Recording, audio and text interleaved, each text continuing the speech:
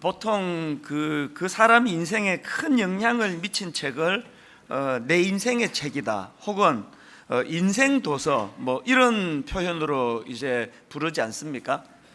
이런 면에서 본다면 저는 방금 읽은 본문 마태복음 25장 40절 말씀을 제 인생의 구절, 제 인생 구절이다, 그렇게 제가 부르고 싶은 말씀 중에 하나라고 말씀을 드릴 수가 있습니다. 임금이 대답하여 이르시되 내가 진실로 너희에게 이르노니 너희가 여기 내 형제 중에 지극히 작은 자 하나에게 한 것이 곧 내게 한 것이니라 하시고, 이 말씀의 배경은 뭐 다 아실 것입니다. 예수님이 비유로 말씀하시는데요, 주님이 다시 오실 때 모든 민족을 양과 염소로 구분하겠다. 그래서 양으로 구분된 사람들에 대해서는 하나님 나라를 상속으로 얻는 복을 줄 것이고, 염소로 구분된 사람들에게는 저주를 받아 영원한 불에 들어가게 할 것이다. 이런 말씀을 주시는 과정에서 나온 게 마태복음 25장 40절 말씀입니다. 제가 왜 이 말씀을 저의 인생 구절이라고 부를 만큼 의미를 부여하는가 하면은 거기에 두 가지 이유가 있습니다. 첫째로는 이 말씀은 그 말세를 살아가는 우리에게 주시는 예수님의 지침이에요. 오늘 우리 시대가 말세 아닙니까? 오늘 본문을 포함한 마태복음 25장에 보면은 예수님이 세 가지 비유를 드시는 것을 볼 수 있습니다. 열처녀 비유, 달란트 비유, 그리고 본문에 나오는 양과 염소의 비유예요. 이 세 비유의 공통점은 모두 다 이 말세를 준비하는 자세와 관련해서 주시는 비유라는 공통점이 있거든요. 오늘 본문을 시작하는 마태복음 25장 31절에도 보니까 인자가 자기 영광으로 모든 천사와 함께 올 때에 자기 영광의 보좌에 앉으리니, 오늘 본문이 이렇게 말씀을 시작하는데 이거 역시도 주님의 재림을 이야기하는 거 아닙니까? 여기서 제가 발견하는 중요한 메시지가 뭐냐면은, 보통 이제 말세에 깨어 있어야 된다, 깨어 있어라, 그런 권면도 많이 나오고요. 그리고 또 그 깨어 있기 위해서 이제 영적인 행위, 말씀을 읽어야 되고 기도를 해야 되고 또 묵상해야 되고, 이런 영적인 여러 가지 것들을 우리가 깨어 있는 차원에서 이제 권면하는 말씀이 많은데, 똑같은 맥락에서 지금 예수님께서 말세가 될 때 우리가 해야 되는 일을 강력하게 주시는 말씀이 뭡니까? 주변에 연약한 이웃을 돌보고 섬기는 일을 해야 된다. 그래서 저는 오늘 그 지극히 작은 자에게 베푸는 선량한 작은 일 하나, 이거를 도덕적으로 보시면 안 되고 영적으로 보셔야 된다는, 이 영적인 일이라는 것입니다. 너무 한국 교회가 그동안에 이런 어떤 영적인 행위만 강조해서 철학에도 나와야 된다, 뭐 성경 하루에 몇 장 읽어야 된다, 기도는 얼마 해야 된다, 이런 건 강조했지만, 오늘 우리 주변에 이 지극히 작은 자 한 사람에게 내가 정성으로 그를 베풀고 섬기는 일이 이 말세에 해야 될 일이라는 걸 좀 덜 가르치지 않았나, 그런 차원에서 제가 이 본문 말씀을 소중히 여긴다는 말씀입니다. 그런가 하면은 제가 오늘 본문 말씀에 의미를 두는 두 번째 이유가 있다면 이 본문의 배경의 중요성 때문입니다. 예수님 이 땅에 오셔가지고 강조하셨던 거, 그 힘없고 천시받던 사람들에게 주님이 관심을 가지셨을 뿐만 아니라 예수님이 꿈꾸시던 그 하나님 나라를 바로 이런 힘없고 천시받던 사람들과 더불어 이루어가기를 원하시는 그 주님의 모습을 볼 수가 있는데, 이건 그 당시 세상에서 통용되던 그 논리에 역행하는 모습 아니겠습니까? 예수님 당시에 통용되던 세상의 원리는 팍스 로마나예요. 힘을 가져야 된다. 힘을 얻어서 그 힘을 가지고 오늘 우리가 이 세상을 정복하고 다스려야 된다. 이게 그 팍스 로마나인데요. 이런 가치관이 팽배하던 그 당시에 예수님은 그 세상 논리를 완전히 뒤집으시는 말씀을 하시는 거 아닙니까? 작은 자로 살아라, 낮은 길로 가라, 낮은 자가 되라, 좁은 길을 가라. 이게 참 그 당시 듣는 사람들에게는 당혹스러운 게, 그 당시 세상에서 통용되던 이 작은 자라는 표현은요, 세상에 나고자, 또 쓸모없는 자, 또 존재감이 없어서 무시해도 되는 자, 이런 식으로 요즘으로 말하면 그 루저를 표현할 때 쓰는 게 작은 자예요. 그런데 예수님은 바로 그 세상에 낙오되고 쓸모없고 존재감이 없어 무시해도 되는 그런 자로 살아가라고 주님이 말씀하시니까 이게 얼마나 그게 당혹스러운 가르침이었겠습니까? 어쨌든 예수님은 세상의 논리와 흐름을 역행하는 가치관을 가르치셨고, 또 제자들은 집중적으로 그 주님의 가르침을 받던 사람들인데, 참 가슴 아프게도요, 시간이 지나면서 제자들이 예수님의 가르침에 영향을 받는 게 아니라 이 팍스 로마나 세상의 영향을 자꾸 받는 겁니다. 그래서 여러분 다 아시지만 누가복음 22장 24절에 보면은 또 그들 사이에 그중 누가 크냐 하는 다툼이 난지라, 서로 누가 크냐 그냥 그 문제를 가지고 싸우는 그 자체가 지금 제자들이 팍스 로마나 그 정신에 오염되어 있다는 걸 말하는 거 아니겠습니까?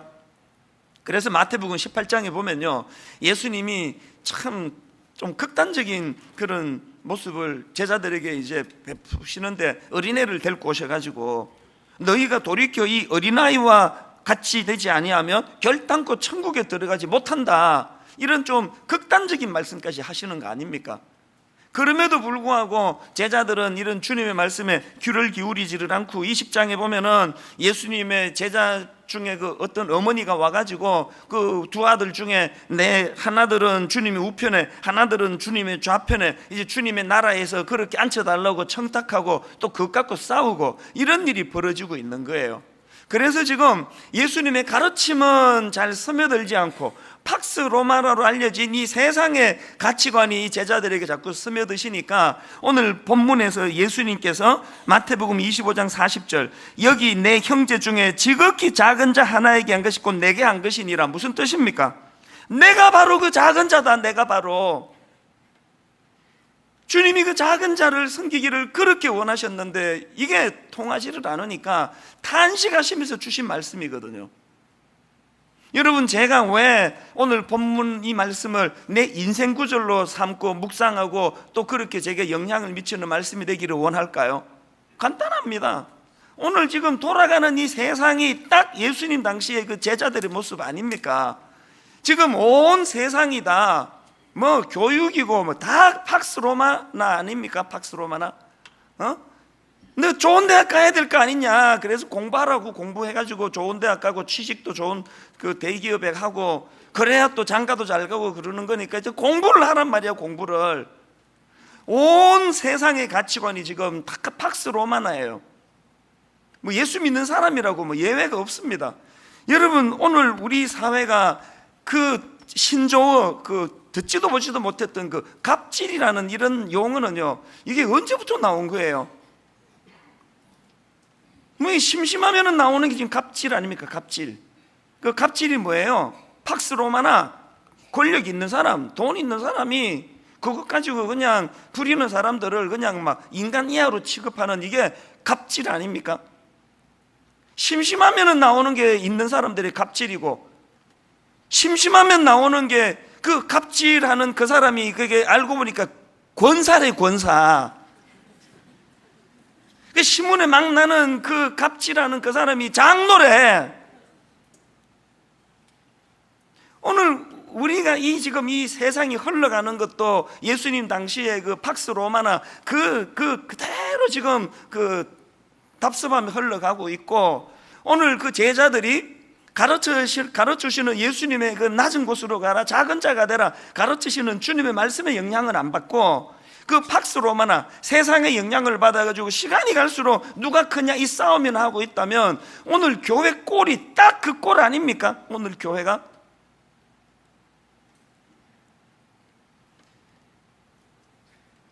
그렇게 겸손해가지고 장로를 뽑아줬더니 평생을 종처럼 섬기겠다고 답사도 다 하고 그러더니 한 2, 3년 지나면은 언제 그랬냐는 듯이 설설 이게 무슨 뭐 그냥 장로가 교회에 그 뭐 주인 노릇을 하려고 그러고 이러는 데가 지금 한두 교회가 아니잖아요. 우리 교회 얘기는 아닙니다라고 내가 꼭 토를 붙여야 되는 저를 이해하시리라고 믿습니다. 성가대 처음 그 소프라노로 들어가 가지고 참 겸손하게 그냥 시키는 대로 하고 다 그 의자 정리도 하고 이러던 사람이 한 5년, 6년, 7년, 8년 지나면은 자기도 모르게 높은 자가 돼 있는 거예요. 그 의자 정리 지금 성가대 한지 한 10년 이상 되는 분이 계속 의자 정리하는 분이 계시다면 진심으로 존경합니다. 그런 모습이 이게 쉬운 게 아니거든요. 그래서 뭐 그냥 뭐 주일학교든 성가대든 뭐 우리 뭐 부교육자들을 봐도 그래요.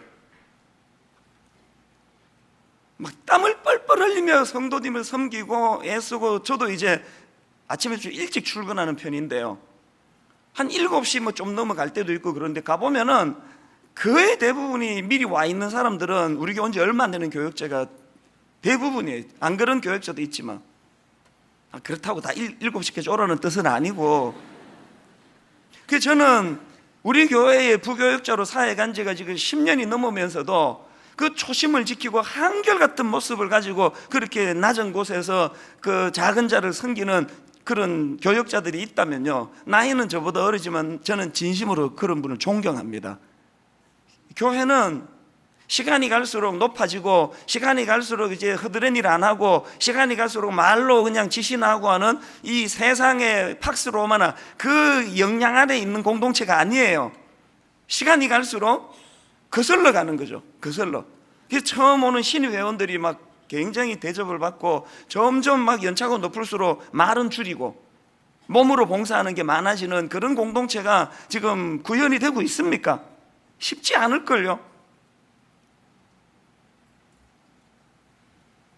뭐 제가 뭐 목사가 뭐 이런 권면할 자격이나 있습니까? 솔직히 말해서 제일 심한데, 어느 원로 목사님이 비아냥 그리듯이 저희들을 향해서 질책하는 그 한마디를 전 잊을 수가 없는데요, 원로 목사님 이런 말씀 하시더라고요.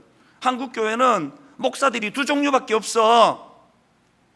한 종류는 대형교회 목사, 또 다른 한 종류는 대형교회를 추구하는 목사. 한국교회 목사들은 두 종류밖에 없어. 그 원로 목사님의 그 질책이요, 여러분 제가 그 질책의 그 범주에서 내가 자유롭습니까?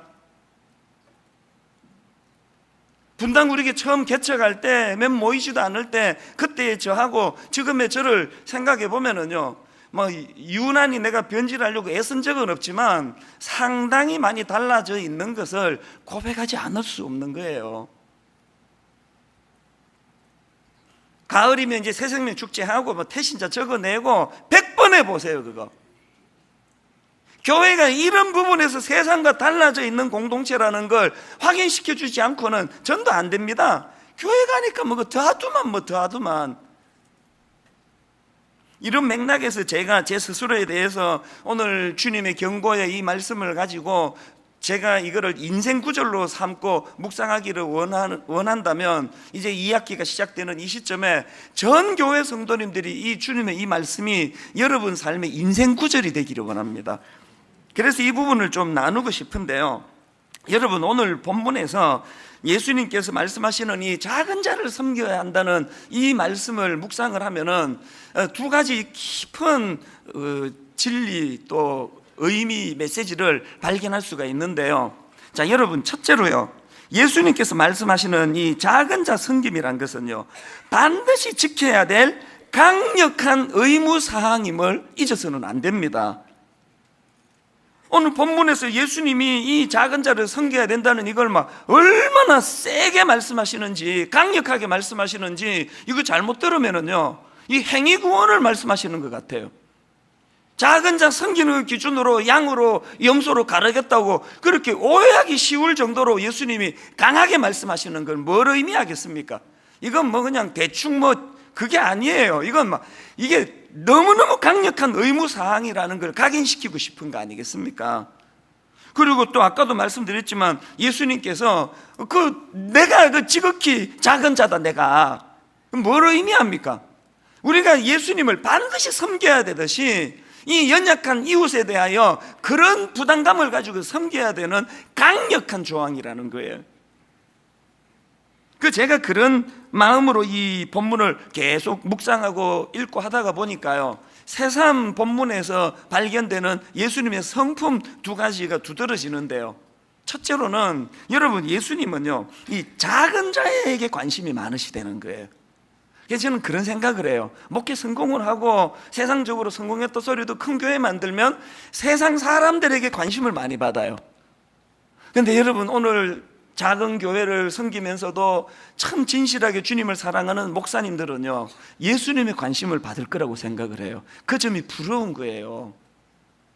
오늘 여기 참 말씀대로 살아가느라고 이런저런 어려움을 겪고 세상 가치관과 충돌이 돼서 어떨 때는 바보 소리도 듣고 그런 분들이 계시면 여러분 기죽지 마세요. 예수님은 그런 사람들에게 관심이 많으세요. 그 두 번째로 내가 본문에서 발견하는 예수님의 성품이 하나 더 있는데, 예수님은 작은 자들에게도 관심이 있지만 작은 자들에게 베푸는 작은 작은 일, 그것도 주님이 관심을 갖고 보신다는 거예요. 자, 본문 35절 36절을 보십시오.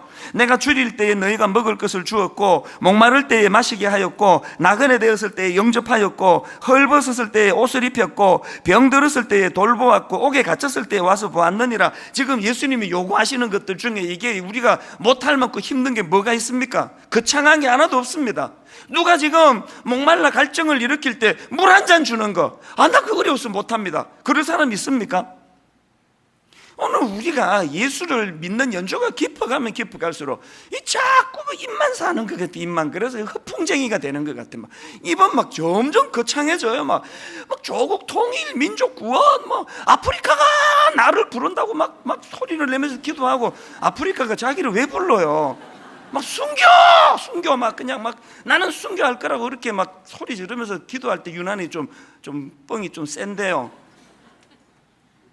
그렇게 그냥 민족 구원, 조국 통일, 막 북한 생각하면 뭐 눈물을 줄줄 흘리는데, 옆에 지금 다락방 성도가 지금 사업이 어려워가지고 불면의 밤을 보내는데 격려 문자 하나 보내주는 걸 안 하는 게 우리 아닙니까?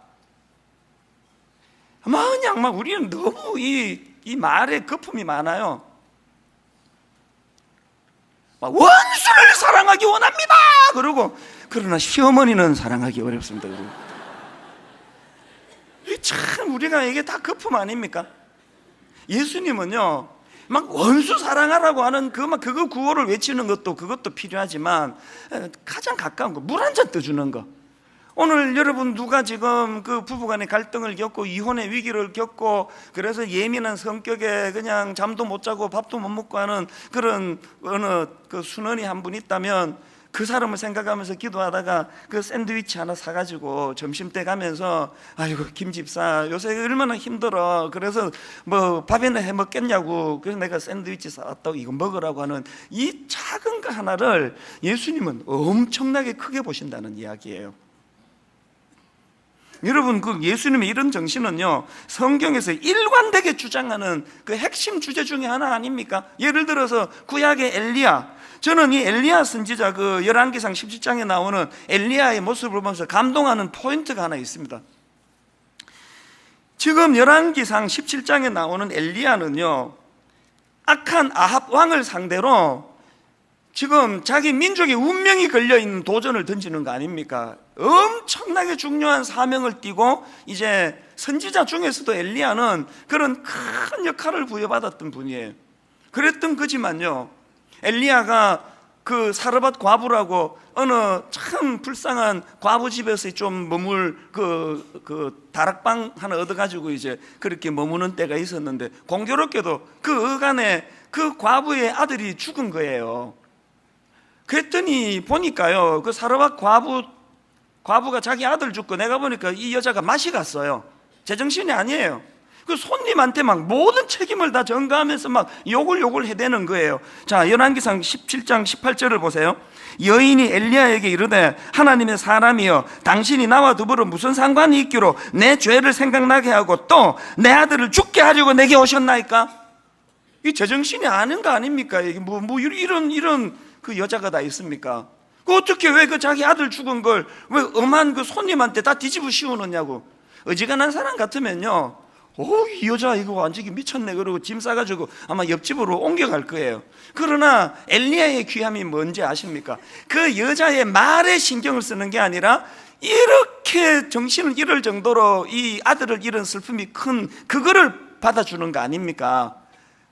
그래서 여러분 바로 그 다음 나오는 열왕기상 17장 19절을 한번 보세요. 엘리야가 그에게 그의 아들을 달라 하여 그를 그 여인의 품에서 받아 안고 자기가 거처하는 다락에 올라가서 자기 침상에 누이고 여호와께 부르짖어 이르되 내 하나님 여호와여 주께서 또 내가 우거하는지 과부에게 재앙을 내리사 그 아들을 죽게 하셨나이까 하고 그 다음 21절은 더 감동이에요.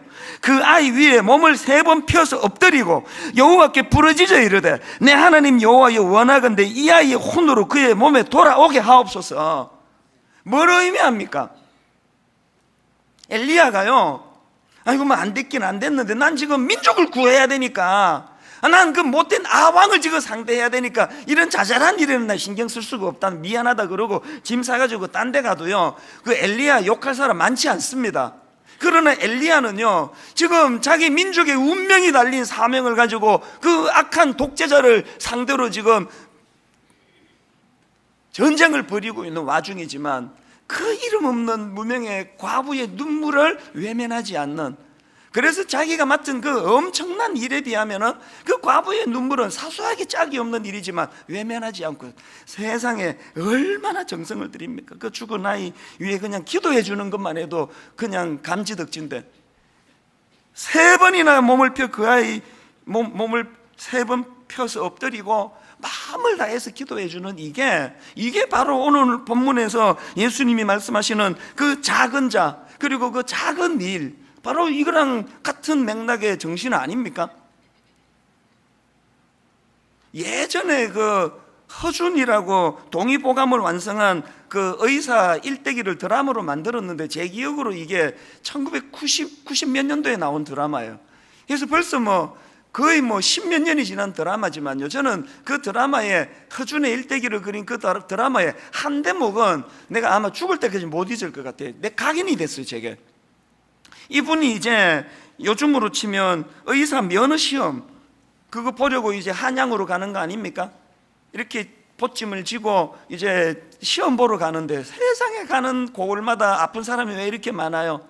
그래서 이제 침도 놔주고 죽어가는 사람도 살리고 그랬더니 소문을 듣고 그냥 막 발목을 붙잡고 그냥 우리 살려달라고 막 온 동네 아픈 사람들은 다 오니까요, 가는 데마다 이분이 그런 환자들을 만나고 또 잘 고친다는 소문이 나니까 이제 막 점점 모여들어가지고 나중에는 수면이 부족해가지고 막 손을 부들부들 떨면서 침을 놓는 그 장면도 지금 기억이 납니다. 결국은 그래가지고 그냥 딱 뿌리치지를 못해가지고 동네 환자들 고치다가 의사 시험 보는 날짜를 놓쳐가지고 시험도 못 보는 장면이 나와요. 이게 세상적인 기준으로는 어리석은 짓이죠. 의사 되고 난 다음에 얼마든지 할 수 있지 않느냐, 논리적으로 다 그게 설명이 되지만 왜 제가 그 많은 그 50부작인가 하는 그 드라마에서 유독 그 장면이 기억이 돼요. 이게 팍스 로마나 시대에 우리 그리스도인들이 가져야 될 정신인 것 같아서, 주님은 그 작은 자를 향한 그 작은 애씀, 나라를 구할 만큼 그게 큰 일은 아니지만 오늘 우리가 이 본문을 보면서 이게 말세해야 되는 일이라면 오늘 우리의 거품을 다 걷어내고 이게 강력한 주님의 요청이기 때문에, 그래서 여러분 조국 통일, 민족 구원, 북한 그거는 통일되고 하시고, 오늘 당장 우리가 손을 뻗어 한번 손잡아 줘야 될 사람은 없는지, 그 눈물 닦아줄 사람은 내 주변에 없는지. 그리스에서 여러분 서스펜디드 커피라는 용어를 제가 봤는데요, 서스펜디드 커피는 그리스에서 나온 출발한 거래요. 몇 년 전에 국가 부도 위기를 맞고 경제적인 암흑기를 보내고 하니까 막 실직도 많고 어려운 사람이 많을 거 아닙니까? 그런데 이 서스펜디드 커피가 뭐냐 하면은요, 이제 어떤 사람이 이제 어느 커피점에 들어가 가지고 예를 들어서 아메리카노를 이제 5,000원 하는 아메리카노를 내가 이제 마시러 들어가면 10,000원을 내는 거예요. 10,000원을 내고 한 잔은 내가 마시고, 이 한 잔은 누군지는 모르지만 너무 어려워가지고 커피 한 잔 사 마실 수 없는 그분을 위해서 그 한 분 계산을 더 해놓는 거. 그래서 이제 그런 가게는요, 이제 커피 100잔이 팔리면 100잔에 이제 서스펜디드 커피, 그래서 누구라도 이제 그 메모지를 보고 커피를 이제 공짜로 마실 수 있도록 하는 그게 그 서스펜디드 커피라고 하더라고요. 저는 그거 보면서요, 분당 우리 교회에서 꼭 한번 해보고 싶은 것 중에 하나예요. 고맙게도 서울에서 어느 식당에서 그 일이 일어나고 있다 그러던데요. 미리네 운동이라고 들어보셨습니까? 그 미리네가 무슨 뜻이지 했더니 미리네, 그래서 미리네 운동이래요. 똑같은 원리예요. 설렁탕 먹으러 가서 한 그릇값 더 내주면 바깥에다가 현황판, 그 미리네 그 운동의 일환으로 지금 뭐 설렁탕 17그릇이 지금 축적이 되어 있습니다. 그러면 누구나 와서 거기 와서 이제 그 먹을 수 있다는 거예요. 제가 감동을 받았던 게요, 그 기사에서, 그 식당에서 나온 기사 중에 이런 게 있습니다. 가출한 아들이 여기서 다른 사람이 미리 돈을 낸 걸로 밥을 먹었대요. 그걸 먹고 집에 돌아올 마음을 먹었다고 하더라고. 그 가출한 엄마가 한 이야기예요. 이게 작은 일입니까? 설렁탕 한 그릇값 내주는 일은 누구나 마음만 먹으면 할 수 있는 일인데, 가출한 한 아이가 거기에 감동을 받아가지고 그거 먹고 집으로 돌아가야 되겠다고 마음을 먹는 것은 하나님의 영역이라고 생각합니다. 우리가 지금 이런 걸 안 해도 너무 심하게 안 하는 거 아닙니까?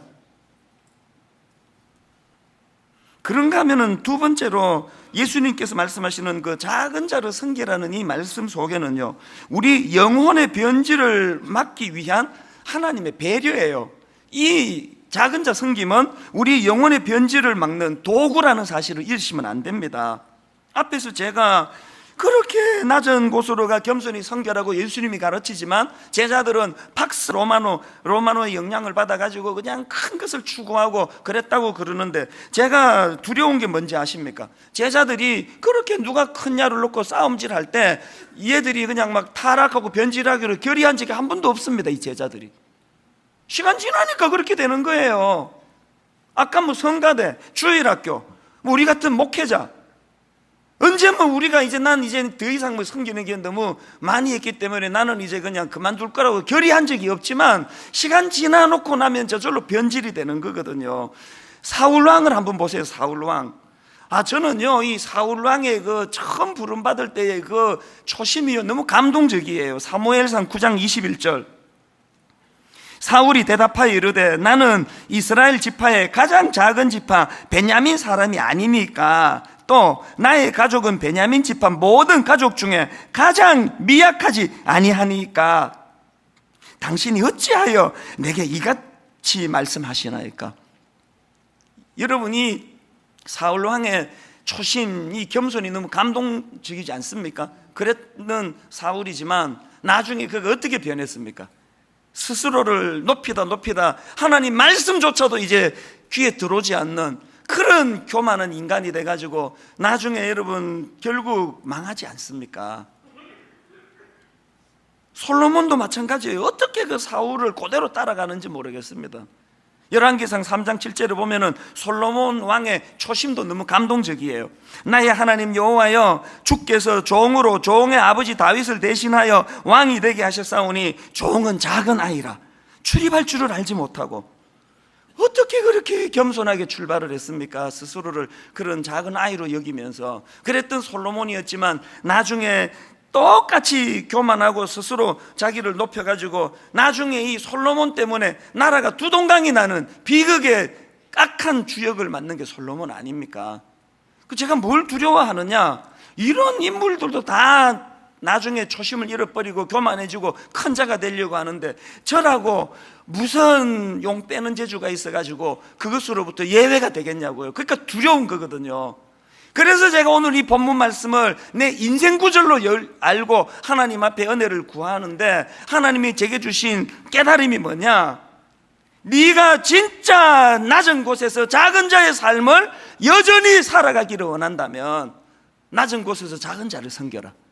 낮은 곳에서 작은 자를 섬기고 있는데 어떻게 큰 자가 되겠다고 자리를 이탈하는 일이 없을 거 아닙니까?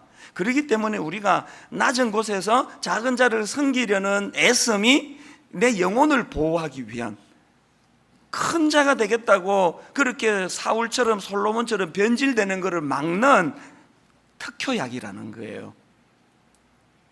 로마서 12장 16절에도 보니까 서로 마음을 같이 하며 높은 데 마음을 두지 말고 도리어 낮은 데 처하며 스스로 지혜 있는 체 하지 말라. 현대인의 성경으로 보니까 서로 마음을 같이 하며 교만한 마음을 품지 말고 낮고 천한 사람들의 벗이 되십시오. 스스로 잘난 체해서는 안 됩니다. 이 말씀이 왜 의미가 있는지 아십니까? 이 로마서 12장 16절 말씀은요, 로마서 12장 2절 유명한 말씀, 너희는 이 세대를 본받지 말고, 이 로마서 12장 말씀에 대한 구체적인 적용으로 주신 게 16절이에요. 우리가 진짜 이 세대 박스 로마나 큰 거, 성공한 거, 갑질 이런 것들로 오염되어 있는 이 세상에 물들지 않으려면 어떻게 해야 된다고요? 교만한 마음을 품지 말고 낮고 천한 사람들의 벗이 되십시오. 오늘 이 말씀은요, 이거 듣고 회개해야 될 가장 맨 앞에 서 있는 거 설교하는 저 자신이에요. 큰 교회 목사가 되고 한 번에 이렇게 확 그냥 변질되지는 않지만요, 천천히 그렇게 의식이 바뀌는 거예요. 지난 주일날 제가 그 남미 집회 기간 동안에 뭐 유력한 사람도 많이 만나보고 의미 있는 일도 많이 겪고 했는데, 하나님이 계속 남미 집회하는 동안에 그 말기암으로 내가 한국 돌아가서 만나기로 약속까지 했지만 그 약속조차도 지킬 수 없이 그렇게 죽어간 이름 없는 한 성도님을 계속 생각나게 하시는 게 무슨 의도겠냐고요. 내가 일부러 막 그분을 생각하려고 애쓰면은 그건 내가 한 일이에요. 그러나 나는 아무 그런 생각이 없는데 꿈에도 일어나서도 계속 그렇게 말기암으로 일찍 그 소천한 성도를 떠올리게 하시는 거는 그건 하나님이 하시는 일이거든요. 왜 그렇게 하신다고요? 네가 대형교회 목사 이름 좀 알려지고 했다고 뭐 가는 데마다 자꾸 뭐 어쩌고 저쩌고 한다고 해가지고 그 장단에 놀아나면 네가 이제 사울이 되는 거라고 저에게 경고하는 말씀 아닐까요? 암만 누가 뭐라고 떠들어대도 여전히 그 이름 없이 죽어간 그 한 성도에게 마음을 가지고 그를 돌보기를 원하는 게 그 아버지의 마음이라는 거예요. 이 하나님의 뜻을 제가 또 한 번 더 발견할 기회가 있었는데요, 사실 이번 남미 집회 스케줄 자체가 무리였습니다. 뭐 이런 식이에요. 이제 브라질에서 월, 화, 수 3일 동안 이제 그 저녁 집회를 이렇게 이제 금, 토, 주일 오후까지 집회를 마치고요, 바로 그 다음날 새벽에 월요일 날 칠레까지 가는데 비행기 시간만 4시간이더라고요.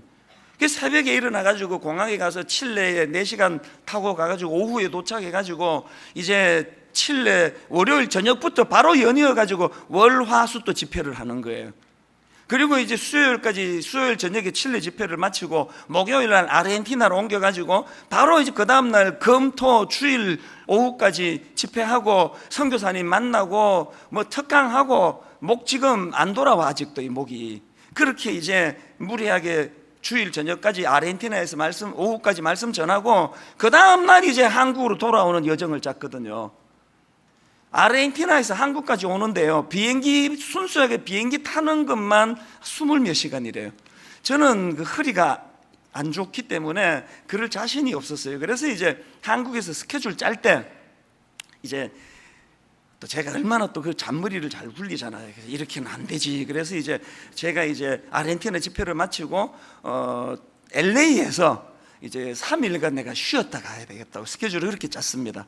그래서 이제 월요일 날 비행기 타고 아르헨티나에서 이제 LA에 도착하면 이제 한 3일, 한 목요일 정도까지 이제 거기서 쉬었다가 몸을 추스리고 이제 한국 가는 스케줄로 잡아가지고요. 그리고 이제 아는 교회에 부탁을 해서 선교관, 그 선교사님들 위해서 이제 선교관인데 나 선교사도 아닌데 또 빌려달라 그러니까 또 빌려주더라고요. 그래서 선교관도 빌려놓고 또 이제 국제 면허 갖고 가가지고 이제 그 렌트카도 없고 3일을 이제 LA 비치를 거니면서 내 몸을 추스리고 그리고 한국을 갈 거야. 그래서 스케줄을 다 잡았거든요. 미국에 와서 남미 집회 하러 미국에 와서 내가 생각이 바뀐 거예요. 일 다 끝났는데 뭘 미적미적거리나 빨리빨리 가지 집에. LA에 일도 없는데 그 무슨 3일씩이나 거기서 뭐 무슨 렌트카고 그러느냐고. 그래서 다 취소하고 또 막 그냥 거기서 또 비행기 스케줄 조정하느라고 또 막 고생 해가지고 다 이제 조절해서 이제 바로 가기로 결정한 거예요. 스케줄 진짜 무리였습니다. 아르헨티나에서 12시간 걸려서 달라스로 가가지고 거기서 기다렸다가 달라스에서 LA로 가서 LA에서 5시간 기다려가지고 LA에서 인천까지 39시간 걸렸어요. 인천공항에 도착하니까 막 허리가 뽀개지는 것 같더라고요. 피도 안 통하고. 딱 인천공항에 내려가지고 스마트폰, 핸드폰 딱 켜고 5분 있으니까요, 메일이 왔어요. 메일이.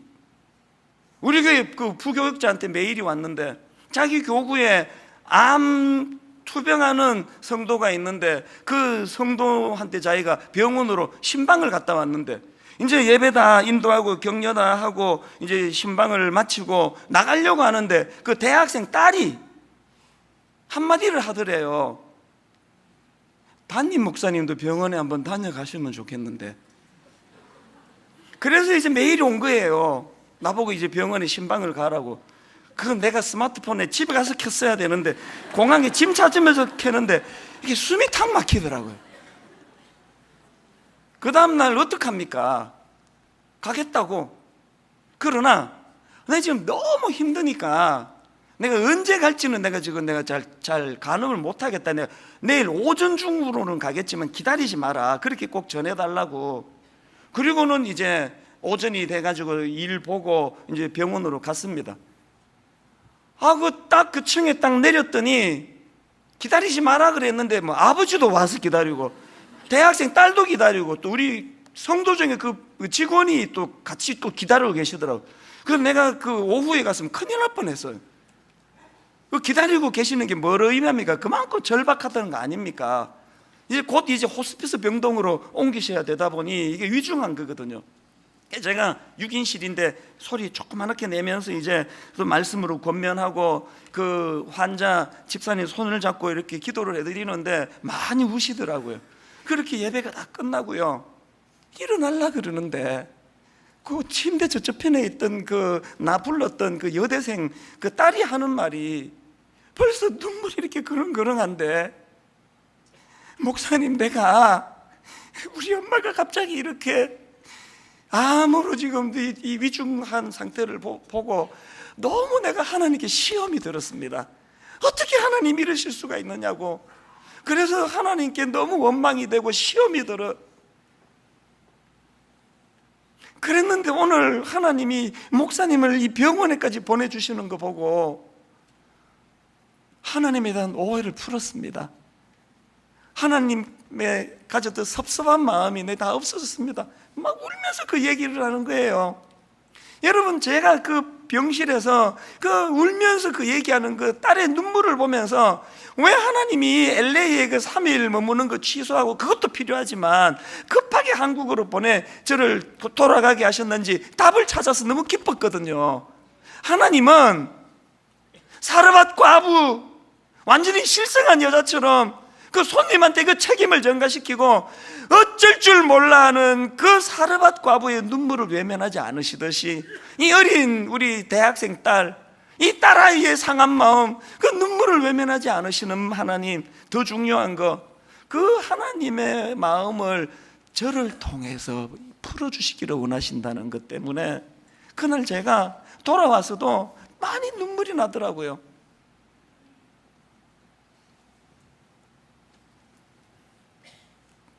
그리고 그 다음 주인가 교역자 수련회, 이제 2학기를 위한 전 교역자들이 1박 2일로 교역자 수련회를 가지는데요, 제가 이 간증을 했어요. 이런 일이 있었다고. 그리고 우리가 목사 아니냐, 교역자 아니냐, 우리 성도들이 마지막 호흡이 끊어지는 그 순간에 애타게 찾는 그런 존재가 되자. 마지막으로 한번 보고 죽고 싶다고 할 만큼 우리가 그런 교역자, 그런 존재로 살자. 그러기 위해서 우리 허튼 짓 하지 말고 소탐 대실하지 말고 우리가 진짜 종으로서 그렇게 살아가자고 그렇게 권면을 하고 기도회를 가졌는데, 고맙게도 우리 교역자들이 참 순수하잖아요. 그날 모든 교역자들이 많이 울었습니다. 소리내서 많이 울더라고요. 그때 우리가 그 찬양하는 그 조 목사님이 함께 부르자고 인도했던 찬양이 이거예요. 소원이라는 제목의 찬양인데요, 삶의 작은 일에도 그 마음을 알기 원하네. 일상생활 속에서 주님의 마음을 알기 원하네.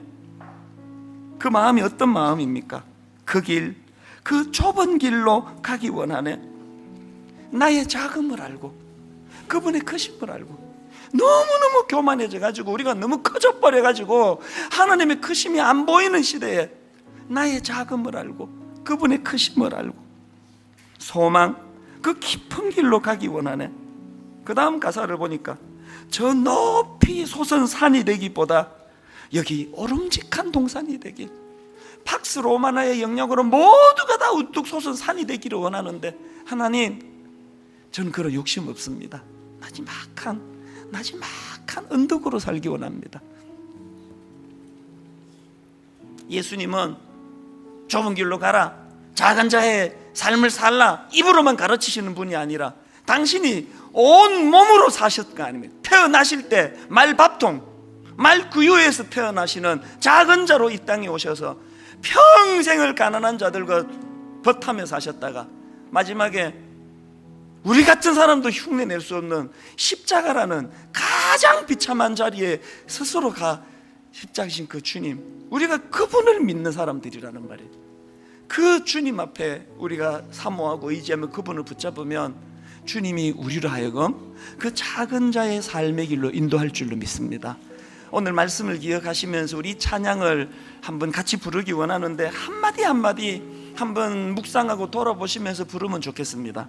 삶의 작은 일에도 그 마음을 알기 원하네.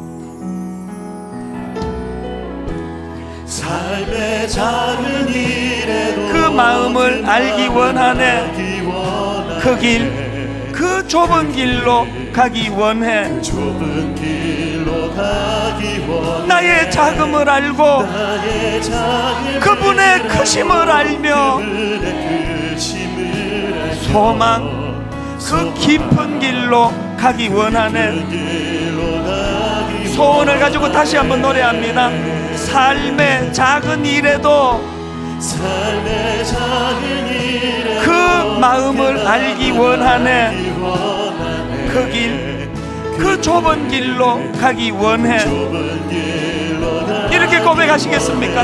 나의 작음을 알고 그분의 크심을 알며 소망, 그 깊은 길로 가기 원하네. 저 높이 솟은 산이 되기보다 여기 오름직한 동산이 되길, 내 가는 길만 비추기보다는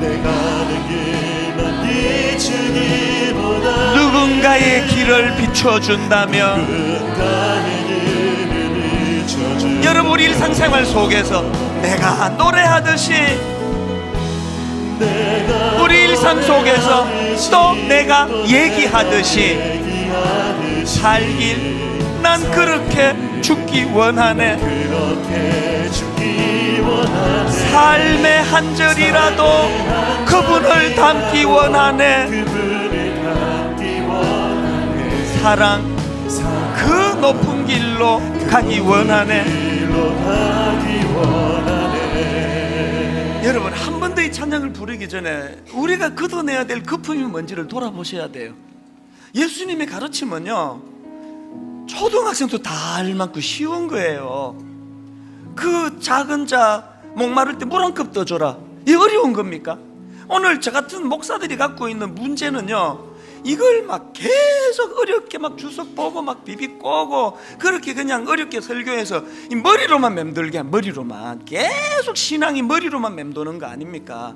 저는 이번 2학기 동안에 여러분 작은 자에게 관심을 가지시는 주님, 그 작은 자를 향한 작은 일에 관심을 가지고 계시는 주님을 생각하면서 오늘 여러분 다락방 식구, 여러분 아는 누구, 또 여러분의 시어머니, 여러분 며느리, 오늘 누구 등을 두드려 줘야 될지, 여러분 오늘 그 누구의 마음을 우리가 어루만져 줘야 될지 한번 생각해 보시기 바라고요. 그런가 하면 저는 또 한 가지 마음의 소원이 있습니다. 이 찬양을 부르는 동안에 그렇게 사시다가 지치신 분들, 그렇게 사시다가 시험에 드신 분들, 맨날 바보 소리 듣고 그게 뭐냐고 그게. 그래서 자기 인생에 확신이 없으신 분들, 여러분이 찬양 부르는 동안에 성령님이 이 한 말씀만 주시면 좋겠어요. 네가 옳다, 네가 하는 길이 맞다, 그거 위축되지 마라, 너 바보 아니다. 여러분 이 힘을 얻으시면 좋겠어요. 가사를 생각하시면서 우리 자신을 돌아보시면서 우리 한 번 더 삶의 작은 일에도 그 마음을 알기 원하네. 우리 이렇게 같이 노래하기 원합니다. 삶의 작은 일에도 그 마음을 알기 원하네. 그 길, 그 좁은 길로 가기 원해. 나의 작음을 알고 그분의 크심을 알며 소망, 그 깊은 길로 가기 원하네. 저 높이 솟은 산이 되기보다 여기 오름직한 동산이 되길, 내 가는 길만 비추기보다는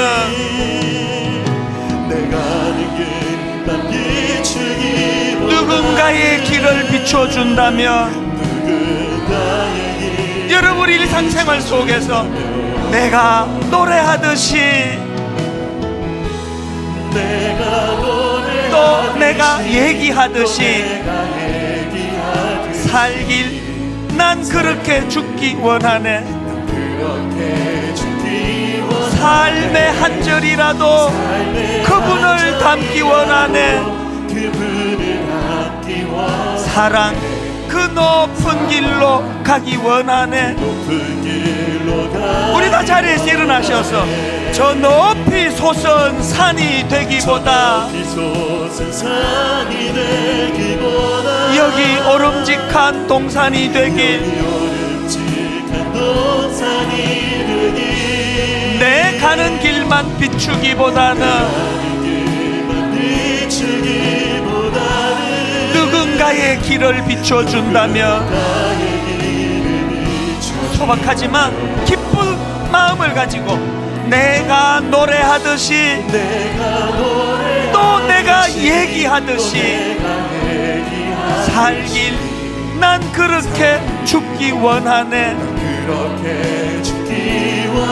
삶의 한 절이라도 그분을 닮기 원하네. 사랑, 그 높은 길로 가기 원하네. 그 좁은 길로 가기 원하네. 그 깊은 길로 가기 원하네.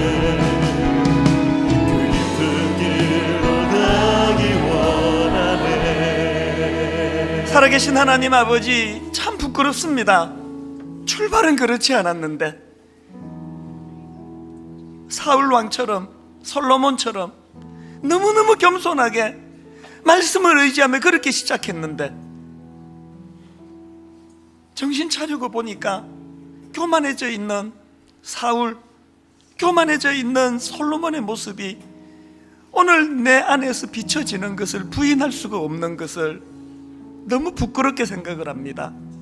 하나님, 오늘 이 말씀을 가지고 다시 한번 바짝 정신이 들도록, 정말 이렇게 하면 안 된다는 걸 자각하도록, 말만 가지고 떠들어대는 교회가 돼버렸다고 손가락질 당하는 오늘 바로 그 주범이 종이고 오늘 우리들인 것을 고백하면서, 하나님, 감히 부끄러워서 내 삶 전부가 주님을 닮겠다고는 엄두가 나지 않지만, 하나님, 삶의 한 절이라도, 삶의 한마디라도 주님을 닮아가기를 원합니다. 주님의 길을 따르기를 원합니다. 낮은 곳에서 더 겸손히 아무것도 없는 자처럼 하나님 그 길을 뚜벅뚜벅 걸어갈 때 세상 사람들에게는 바보 소리를 들을지 모르지만 주님은 큰 자라고 인정해 주시는 바로 그런 주님의 자녀가 되도록 인도하여 주시옵소서. 이번 한 주간 이 주신 깨달음을 삶 속에 녹여내려고 발버둥치며 애쓰는 한 주간이 되도록 인도하여 주시옵소서.